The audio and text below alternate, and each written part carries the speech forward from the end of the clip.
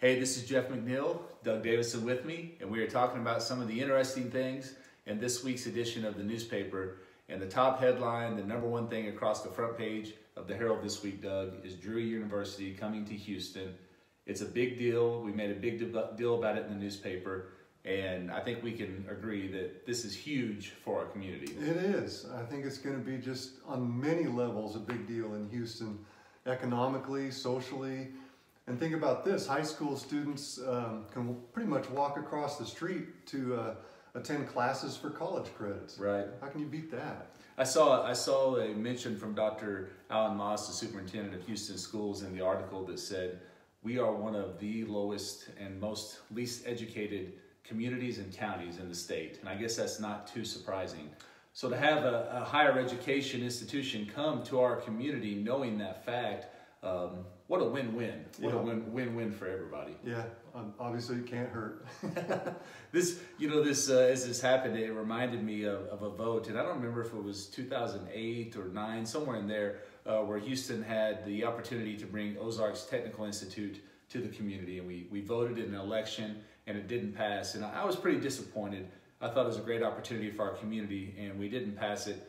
I feel like this is a do-over for us. Now we get a second chance to bring a college campus into our community, and what a great thing. And the thing I also like too, Doug, is having it so close to home. Yes. You have students that want to test out the water in education, right? Moms that would like to get some further education, or maybe and someone that has a full-time job and they'd like to further a degree or check something out. To do it in town is a big deal. Yep. And how cool is it that Drury approached Houston? Sometimes the best things just fall into your lap. They literally do. Pretty much. Yeah, it's a pretty incredible story of how all that unfolded. So you can read about that on the front page of this week's edition.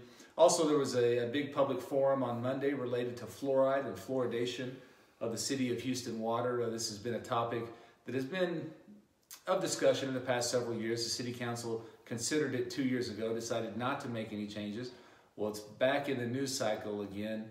And I know, Doug, that we all have our own opinions, and I would just say this. I think at this point, because there are so many opinions, I'm of the opinion that this should probably go to vote so the citizens can decide ultimately and hopefully finally for a while what's done. I'm in complete agreement. City council should certainly consider that, and rather than just, as you said a little while ago, revisiting it every couple of years, let the people decide, and then just stay on that and then be done. Yeah, just move on to something else. But yeah, it apparently is enough of an issue that maybe it's time for the people to decide on it. Well, our boss Brad Gentry wrote a very nice article from that public forum. There were several people that had opportunities to speak. Each speaker was given 3 minutes, and there was both pros and cons as to why there shouldn't be fluoride in the water system. And you can read a very detailed account of what each person said in this week's Herald. So I would encourage you to read that. Be informed. Knowledge and information is power. So get informed, and then maybe if it does go to a vote, you'll know where you stand. Boy, that is important. If it does go to a vote, hopefully people will know what they're voting on. And we'll continue. If it does go to a vote, we'll write more articles about this. We'll continue to inform and share information on both sides. And another thing, Doug, that's coming up next week that's really cool, a country music concert here in our hometown with a rising group that is making some waves in country music. So why don't you talk about that? Yeah, they're called Farewell Angelina. It's an all-female act out of Nashville, 4 women, one of whom is from Springfield, I understand. And yeah, they are a rising act, so to speak. They are even mentioned by Rolling Stone magazine in a list of artists you should know, or new artists you should know.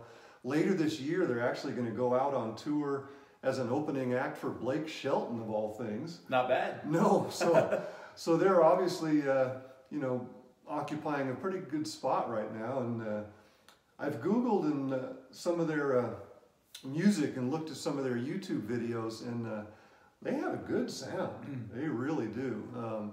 Anybody who's familiar with the song from a few years ago called Radioactive, Imagine Dragons, Google Farewell Angelina, Imagine Dragons, or Radioactive, and you'll be amazed at the acoustic version of that song they do.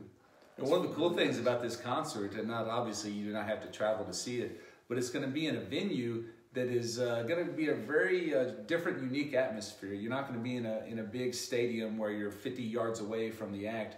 There's not going to be a bad seat in the house at the Melba Theater. The Melba Performing Arts Center. Right. We'll get that right. The Right. Melba. There's not going to be a bad seat in there, and so you're going to have a really unique opportunity to have an intimate setting with a rising group. So Yeah. that's pretty cool. There won't be a bad seat in the house, obviously. Everybody will have a good view, and I have not yet heard the sound system in there, but I hear it's really good, and I'm going to be there. It's a week from tomorrow night, Thursday the 26th, and I am looking forward to it. Well, I'm glad you mentioned that about the Melba. It is an incredible facility that they have upgraded and updated. They didn't skip anything when they set all that up. They invested a lot of time and money and effort into it, and it is a top-notch facility. They've restored many of the things in there, so you can see some things from the past, but they also have sound and lighting, audio and visual that is just top of the line. So I can almost guarantee that it's going to be a great concert. And for nothing else, if you haven't been inside of the Melba, get yourself down there and see it, because it really is kind of a really neat venue. And Doug, above all those other things, great music and cool venue, this is for a cause as well, right? Right. What's the name of the fund? It has to do with emergency communication. I've forgotten the specific name, but it's a Southwest Missouri Emergency Communication Fund of some kind. And yeah, so there actually is a charity involved. Okay. Well, you can read about that, more details on how to get that information and get tickets on our website and in this week's paper. Also want to say on the front page of this week's newspaper, we had a tornado touchdown, actually 2 tornadoes that were confirmed by the National Weather Service over the weekend. So there's some photos and some information about those. And then we'll be having a new high school principal. Our high school principal, Amy Smith, has resigned, and she's headed to Diamond High School. She can read her thoughts about leaving. And we're told that maybe this Thursday we'll have an announcement of the new middle school principal. So some changes going on in the school district. All those things and more. Doug, it was good to be back. It's been a few weeks since we've done this, so good to be back, and maybe we'll see if we do it again soon. Yeah, maybe next week. No promises, though. All right, thanks for joining us. Thanks.